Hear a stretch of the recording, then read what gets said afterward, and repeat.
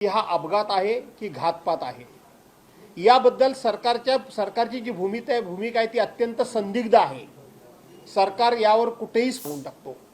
अर्थात त्याचबरोबर दुसरी जी कारणं आहेत ते आपल्या सर्वांना माहिती आहे की आपल्या राज्याचे एक अत्यंत कर्तबगार आणि तडफदार उपमुख्यमंत्री माननीय अजितदादा पवार यांचा अपघात झाला की तो घातपात झाला अशी संपूर्ण महाराष्ट्राच्या मनामध्ये निश्चितपणे ठाम अशी एक शंका आहे की हा अपघात आहे की घातपात आहे। याबद्दल सरकारची जी भूमिका आहे ती अत्यंत संदिग्ध आहे। सरकार यावर कुठेही स्पष्ट नाही।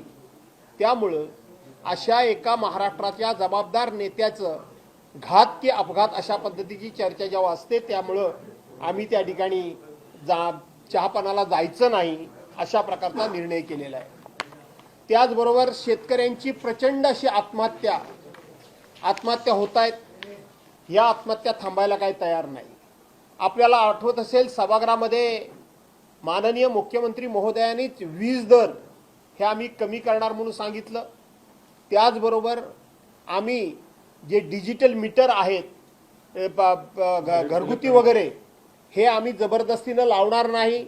आणि 4 दिवसापूर्वीच मी माननीय मुख्यमंत्री महोदयांचं स्टेटमेंट ऐकलं की संपूर्ण देशामध्ये हे अशा पद्धतीचे अदानीचे डिजिटल मीटर लावणारं हे देशातलं पहिलं 1 नंबरचं राज्य आहे म्हणून वरती छाती बडवतात। अशा पद्धतीच्या दुहेरी वागणाऱ्या लोकांच्या